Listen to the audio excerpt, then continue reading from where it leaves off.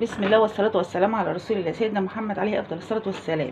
النهاردة يا حبايبي هنعمل مع بعض نوع حلويات كده جميل، بس هنستعمل معانا البطاطا. أنا عندي هنا كيلو بطاطا أهو 4 حتات مقشراه، وهاجي أقطعه كده يا حبايبي أهو.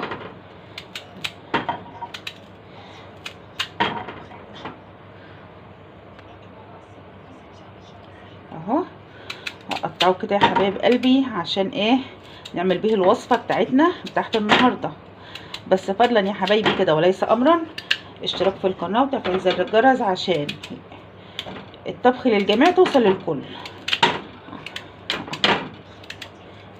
اهو يا حبايبي اهو اقطعها كده اهو.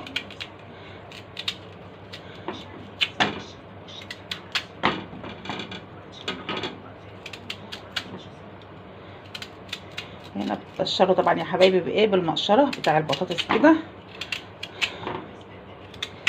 انا قشرته كده وهاجي عليه اولع عليه كده النار اهو.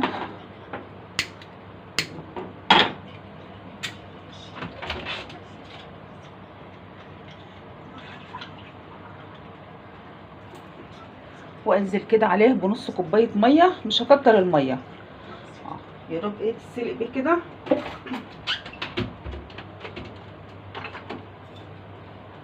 حوالي ايه برضو نص كوبايه سكر عليه.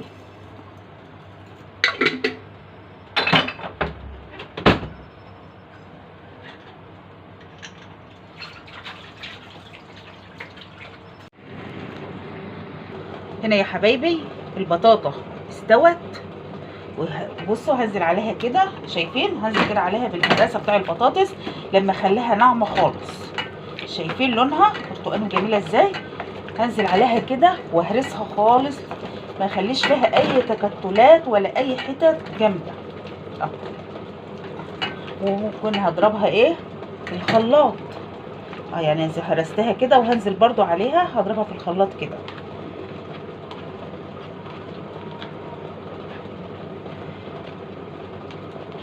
عندي هنا ايه، عندي هنا كيلو لبن.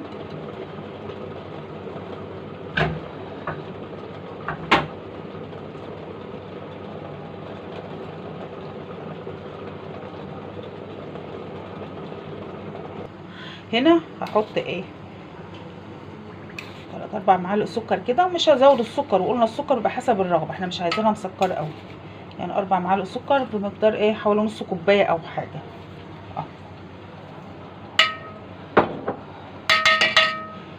وهننزل عليهم بكيس كراميل اهو كده اهو يا حبايب قلبي. ننزل عليه لما يدوب خالص كده.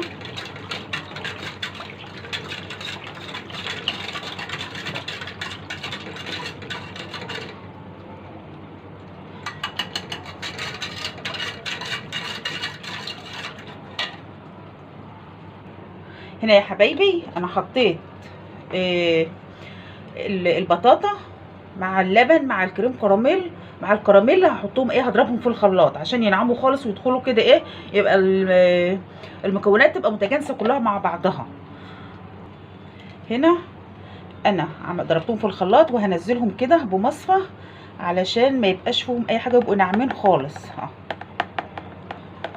بصفهم كده من الخلاط اهو مباشر كده عشان تبقى ما فيش فيها اي تكتلات او اي حاجه اهو.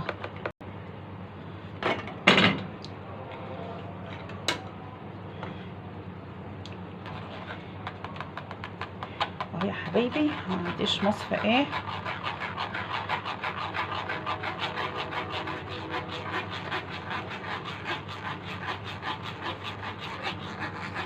هنا يا حبايبي اهي هقلبها على النار شويه. وهنا حطيت في الطاسه ديت نص كوبايه سكر، هعمله ايه هكرمله، لان طبعا الكراميل اللي بيبقى في الكيس ده بيبقى قليل قوي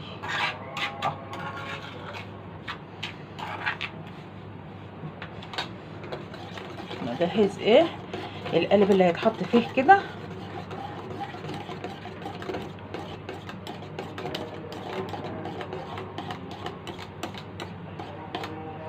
حاجه بسيطه جدا، والبطاطا كتيره الوقت يا حبايب قلبي، ورخيصه مش غاليه، ده ب5 جنيه. واعملي احلى حلويات في البيت. شوفي لو انت بتشتريها من بره دي هتجيلك بمبلغ وقدره يعني. هنا يا حبايبي السكر اتكرمل عندي اهو، شايفين؟ هنزل عليه كده ربع كوبايه ميه اهو، وهدي عليه، سيبه كده وهدي عليه.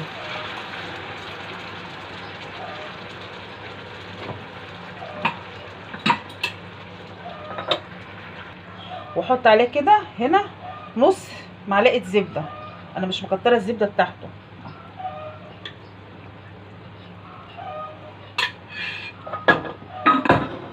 بحطه في ميه واسيبه هيفك مع بعضه بقى كده يا حبايبي.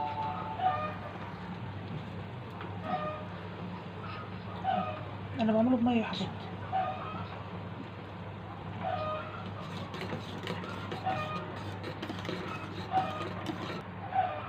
هنا انا حطيت في القالب كراميل اهو، وهنزل عليه بالكريمه اهو.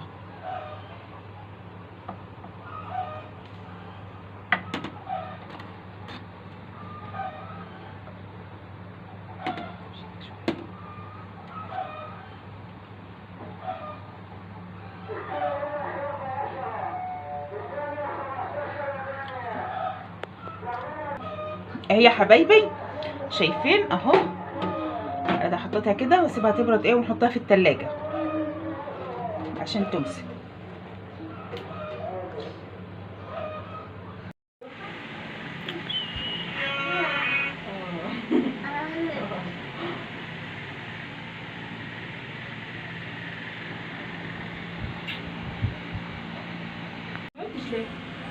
ما اعرفش، هي ما قالتليش ان ده وصل للنهايه. لا دماغي